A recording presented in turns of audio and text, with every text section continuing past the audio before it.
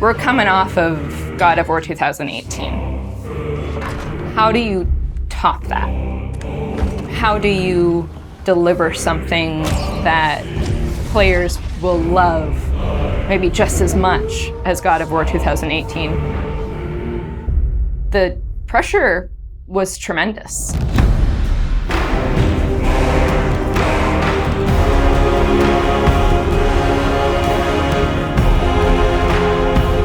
My name is Ariel Angelotti, and I am the senior producer for narrative. My name is Richard Gobert. I'm the story lead for God of War Ragnarök. I'm Jody Kupsko, and I'm the supervising dialogue designer.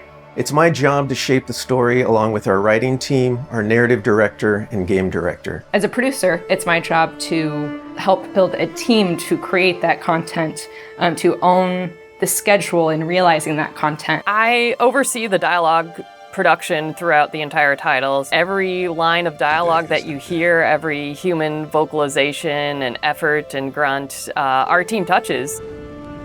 So I'm a man now, like you? No. We are not men. We are more than that. The responsibility is far greater.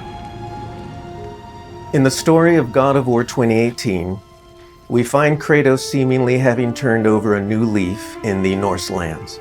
He lives a quiet life, hidden in the woods with his wife Faye and their son Atreus. And the story starts with them mourning her death, and we learn that she made a final request before she passed away. She wanted them to spread her ashes from the highest peak in all the 9 realms. He's scared of being a bad father, a bad influence, and as a result, it's made him an absent father. His greatest fear is that he's passed that evil that's inside of him onto his son. You are too quick to temper. You are rash, insubordinate, and out of control. This will not stand.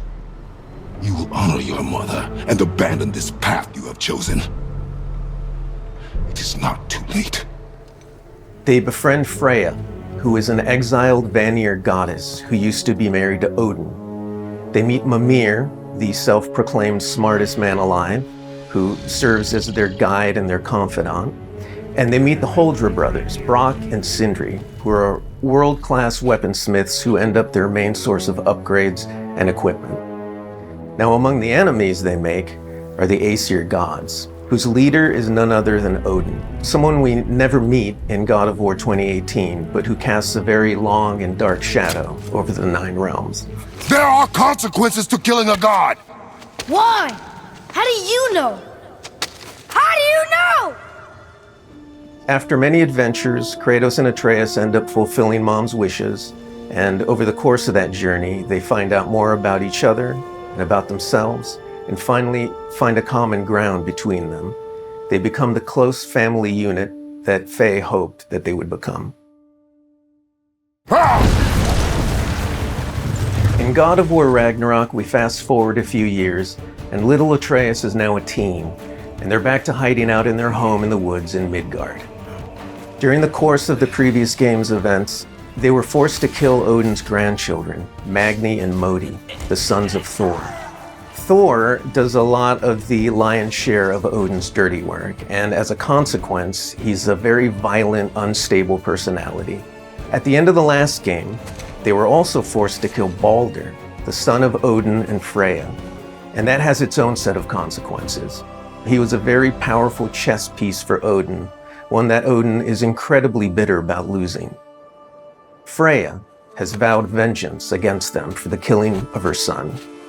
Kratos and Atreus didn't want to kill him, they were friends with Freya, but Balder tried to kill her in front of them, and Kratos had no other option in the moment but to kill him to save Freya's life, even though it meant losing Freya's friendship.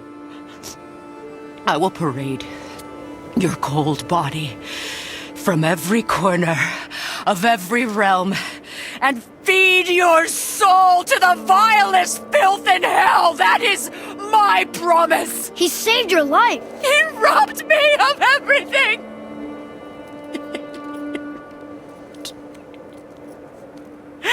Everything. His death is also foretold to bring about Fimbulwinter, which is a brutal 3-year winter that is then followed by Ragnarok. It's an apocalyptic war between all the Norse gods, the giants, the dwarves, and the elves, and an army of the dead. They're all destined to fight in a battle that basically ends the world. Kratos is understandably worried about his son and what it means for him. You get to go on this journey with how Atreus grows into a young adult and how Kratos grows into his next era in his life, and really see kind of the parent that he's striving to be, but the person he's striving to be. I find that tale so incredibly relatable. We had started shooting plenty of content before the pandemic hit. In fact, the week before we all went work from home, we were doing a shoot. I remember being on and off that set, running back to the office and having to talk to studio leadership about what was going down and how this was going to impact us moving forward. And those were trying times. For us, it was a very unique challenge because we had to bring in actors and we had to record them.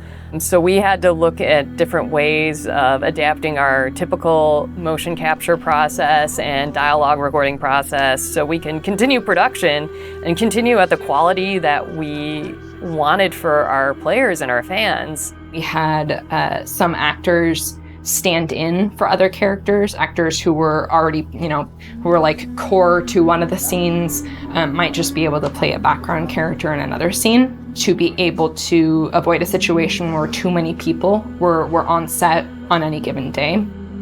We avoided compromising the story that we were trying to tell as a result of the pandemic and these limitations that we had to deal with.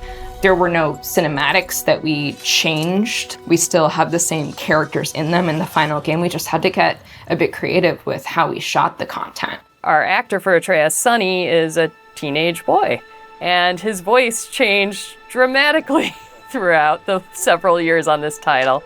I don't want to fight anyone. I just want answers. We had to go in and even out that performance so it sounds like it took place over a short period of time. That was a unique challenge on this one. The prophecies say Fimbulwinter leads to Ragnarok. War is coming. Whether the Norse saga was going to be a trilogy or just 2 games was something we debated a lot. There were obviously pros and cons for either approach. So we waited for Cory Barlog to weigh in, and he did, and he said, let's do it in 2. The consequence to that is, how do you wrap up this story in one game and do Ragnarok justice? How do we lead up to that and then have a big moment at the end of the game and wrap up all those loose threads? This game is bigger than what we initially envisioned. There's a lot of important story moments that we needed to cover. There are more characters that we follow the threads of. And ultimately, it ends up feeling big and epic because there is a lot there for people to enjoy. I am very excited for folks to see this final chapter. A lot happens. We put our characters through the ringer, but we also bring them closure and we provide answers to a lot of the questions the first game posed. Just all of the new combat that we're doing and the new interactions. There's a lot of stuff that's happening in this title that I think people are going to have fun with. We all have our own personal Ragnaroks to deal with. And this story is about how you process that, how you own it, and how you make it a part of yourself and grow from it. I mean, we set some stuff up.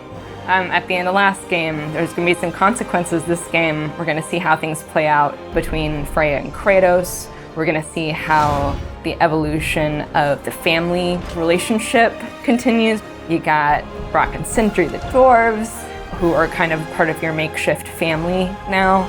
And there's going to be some other characters that we introduce that maybe going to disrupt the balance a little bit. I can't wait until players get their hands on the game, are able to experience how the story unfolds for themselves. We have, I think, an incredibly well-rounded game. Very satisfying combat, beautiful and rich environments to explore, outstanding character art, a lush and moving soundtrack and soundscape. It's the work of hundreds of very dedicated artists, and they all have their own stories to tell.